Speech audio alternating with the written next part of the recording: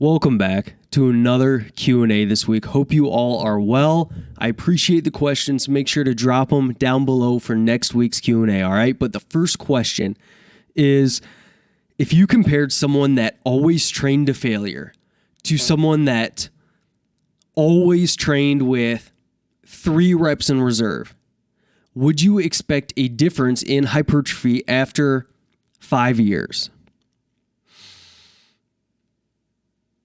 And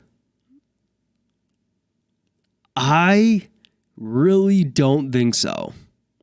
I think that after 5 years, say volume's equated, say all else is equal, they have the same genetics, same everything. I really don't think there would be much of a difference. Like, you know, and there's a difference between training to failure and training like beyond failure, grinding out reps and stuff like that. And I would say if someone's like training beyond failure, grinding out reps, just an awful kind of stimulus to fatigue ratio each set, I would expect a little bit worse hypertrophy. But if you compared like 0 to 1 reps in reserve compared to like 3 to 4, I think that over the long run, that's probably going to be similar in either case, which, you know, I think that I can make a better argument for why the 3 and the 4 might actually see a little bit better hypertrophy if they're able to do a little bit more recoverable, effective volume. And I think that when you train to failure all the time, you just run the risk of not being able to achieve as much kind of recoverable volume as you potentially would have. And that could slow down results, but man, I still have a hard time seeing there being a difference in the long run. And I think that this just goes to show that if your program is relatively sound, like if you're within your MEV and your MRV, you're training in the 8 to 20 rep range for the most part.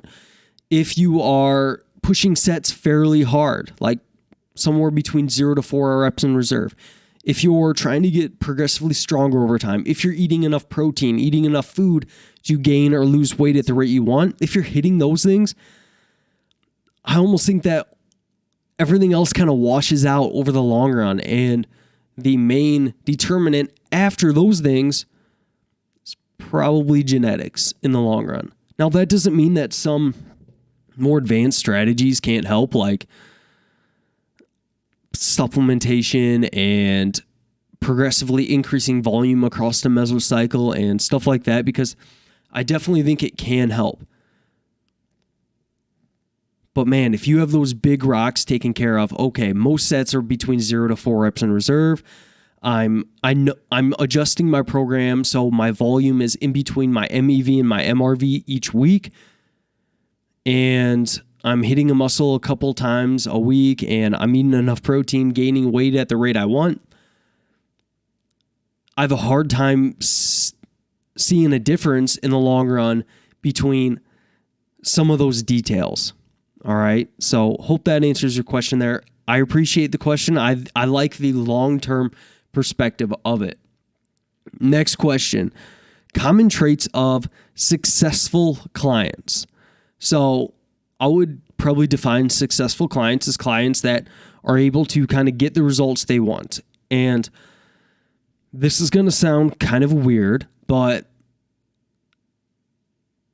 one of the biggest things that I notice for clients that seem to be more successful is that they check in on time, they fill out their training sheet, they hold themselves accountable by filling out their data and stuff like that for me, and they make sure to check in with me on a regular basis. They don't miss check-ins and stuff like that.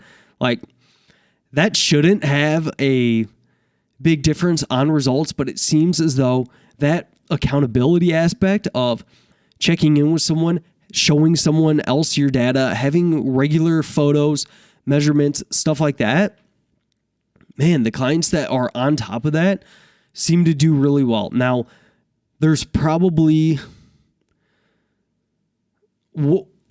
something that's probably going on there is the clients that are really good about checking in are probably also really good about making sure they have their big principles in place. So they don't miss training sessions.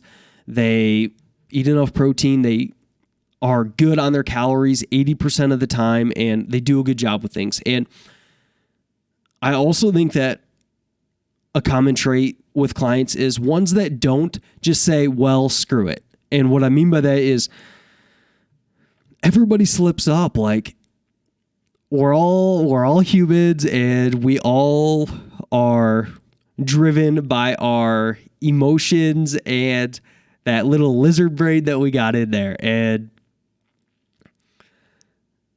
that can definitely lead us to missing sessions or overeating and stuff like that. And the clients that are able to put that behind them, treat themselves with compassion, not beat themselves up too much about it, but also understand that, hey, if this keeps happening, we're just not going to see the results that we could see. And the clients that accept it for what it is, they move on from it, and they're able to get back on track, those clients do really well. And I see the people who have the most challenging time is when they have something like that happen. They beat themselves up for it. They restrict really hard, and then it happens again, and then they feel even worse, and then they're caught in this cycle. And the ones that are like, all right, this happened. I'm not saying that it's a good thing that it happens, but let's learn from it. Let's think about what led to this. Is there anything in our life that we can adjust or improve our environment so it doesn't happen again? And then we get back on track. That's who's successful. Keep hitting those rocks consistently over the long term. That's who does a good job. So I definitely think that that's a couple of considerations there to make sure that you're heading in the right direction. All right. Question number 3.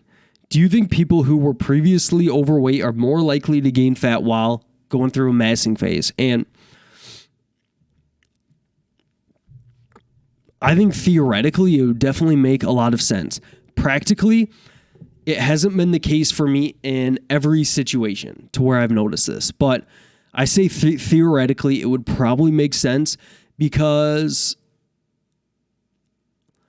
it seems as though if you were, for one, if you're previously overweight, there's probably a lot of habits that you've built or a lifestyle or your social relationships and different things in your life that are more conducive to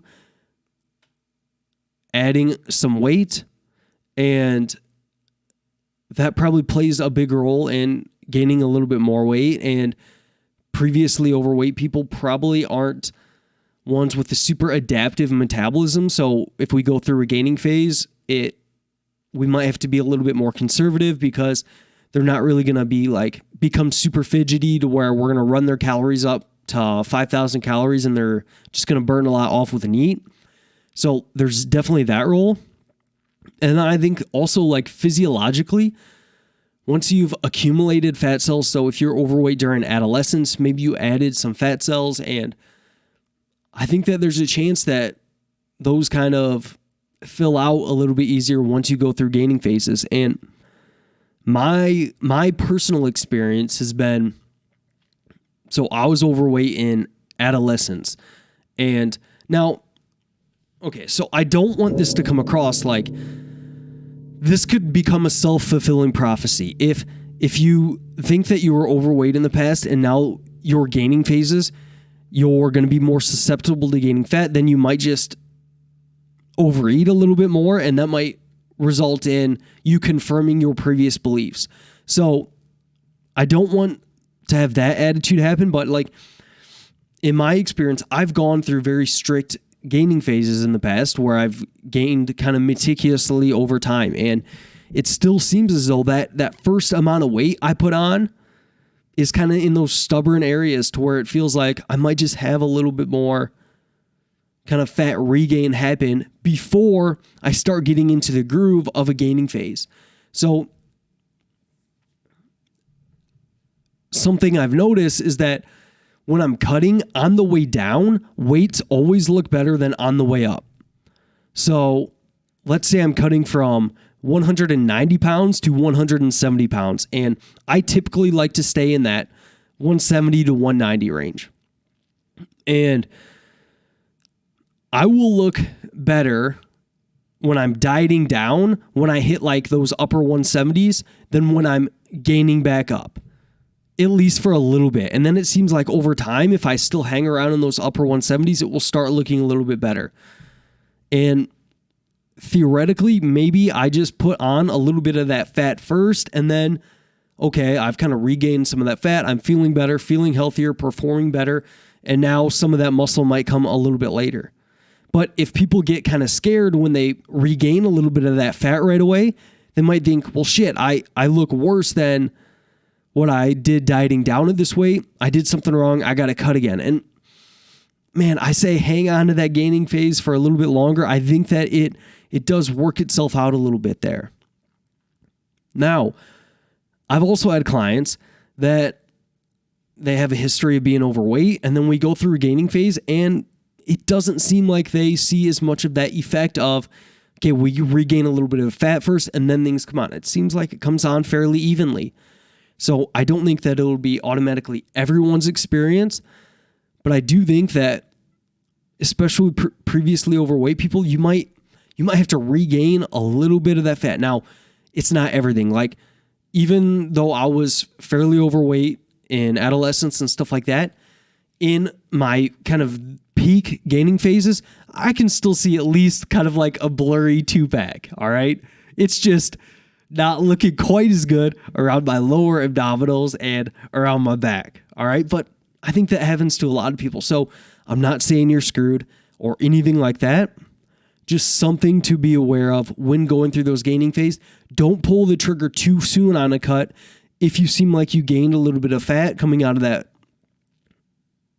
fat loss phase, I don't know why that tripped me up there, because it could be some of that happening, and I think it kind of evens out a little bit. I can't really explain it, but it's something I do think that happens, all right? So awesome question there. Next question, how much weight loss results in loose skin? So I think that this is very much so dependent on the individual as well, because I personally lost like 60 pounds and I didn't have any problems with loose skin whatsoever. But I've also spoken with people, and I think that Pascal, coach at Revive Stronger, his experience has been more like this, to where they've lost, I'm not quite sure the total amount of weight he lost. I think he was pretty dang significant though. And they do run into issues with having loose skin and stuff like that.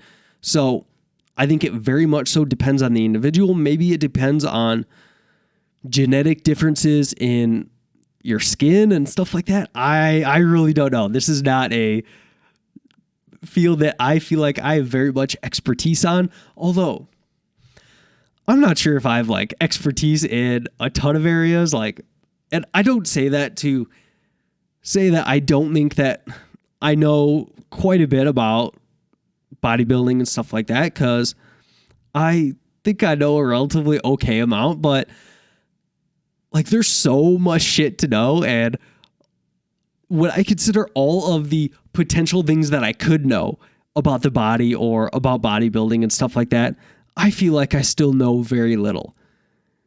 So I don't know where I'm going with this. I'm just going to end it there. This comes from my best friend. He asked the best questions. If I could be one mythological character, who would I be? Super easy. Thor, God of Thunder. Not even a question. All right. Next question. What are you doing during quarantine to not go insane? So for me, it really hasn't changed that much. I'm taking care of my clients. I'm training, although it's out on my jungle gym or swing set. I don't know what to call it. And it's actually kind of fun. Like, it's not that bad. Could be a hell of a lot worse. And to fill in those gaps in between, I like learning stuff, learning new skills. I like Coursera or Skillshare, going through some courses on those. I'm going through a course on Coursera, like on financial markets. Super lame. I know it's lame. And then I like reading and shit like that. So I kind of fill that time with learning new shit, but I don't know, to each their own. I don't think there's anything like special that I like to learn or anything like that. And whatever you want to do to pass the time is fine. I like learning stuff, making it a little bit more potentially productive and that sort of thing. All right. So good on that. Thanks for tuning in this week, and I'll see you next Sunday.